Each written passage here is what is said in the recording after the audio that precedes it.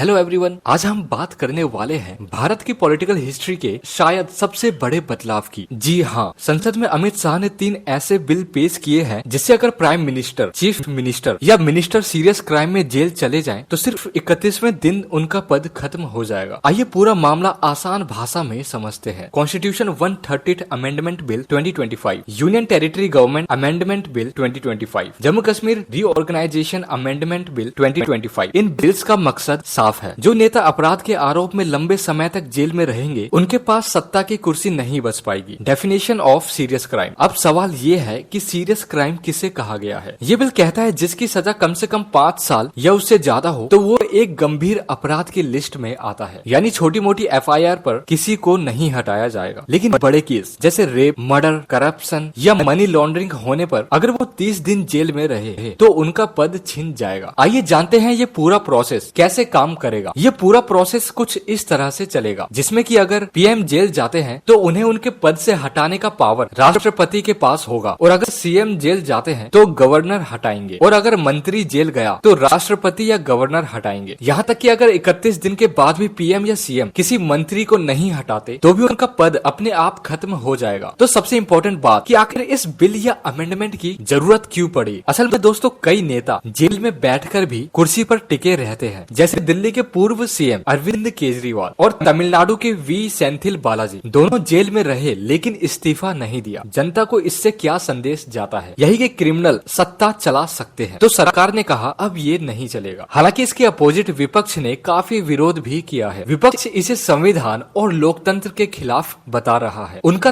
तर्क है कि सरकारें विपक्षी नेताओं को फर्जी मामलों में जेल भेज सकती है। कोर्ट ने अभी दोषी नहीं ठहराया तो कैसे पद छीना जा सकता है। प्रियंका गांधी ने तो इसे ड्रैकोनियन यानी अत्याचारी बिल तक कह दिया और कहा कि देश पुलिस स्टेट बन जाएगा। वहीं सरकार का कहना है गंभीर अपराध में आरोपी नेताओं का पद पर बने रहना इमोरल है। अमित शाह ने कहा कि उन्होंने भी खुद कभी ऐसी स्थिति में अपना मंत्री पद छोड़ा था। उनका कहना है कि हम इतने बेशर्म नहीं हो सकते कि गंभीर आरोपों के बाद भी कुर्सी से चिपके रहे। फिलहाल ये बिल ज्वाइंट कमेटी को भेज दिया गया है। अगर बिल पास हुआ तो राजनीति का चेहरा बदल जाएगा। कोई भी PM, CM या मंत्री अगर 30 दिन तक जेल में रहा तो पद चला जाएगा। इससे राजनीति की साफ सफाई होगी और अपराधी नेताओं की एंट्री रोकेगी, कम से कम तब तक जब तक वो कोर्ट से बरी ना हो जाए। लेकिन सवाल बाकी है, क्या सरकारें इस कानून का गलत इस्तेमाल कर सकती हैं? क्या नेताओं को झूठे केस में जेल भेजकर सत्ता से हटाया जा सकता है? और क्या इससे जुडिशरी की रिस्पॉन्सिबिलिटी और बढ़ जाएगी? ये सारे मुद्दे अब संसद की समिति में तय होंगे। तो दोस्तों आपने सुना, सरकार कहती है कि ये कदम राजनीति को साफ करेगा, विपक्ष कहता है ये लोकतंत्र का गला घोटेगा। आपको क्या लगता है, क्या ये बिल जनता के लिए सही है या फिर विपक्ष की चिंताएं जायज है? कमेंट में जरूर बताएं। वीडियो अच्छा लगे तो इसे लाइक और शेयर कीजिए और चैनल को सब्सक्राइब करना मत भूलना। धन्यवाद।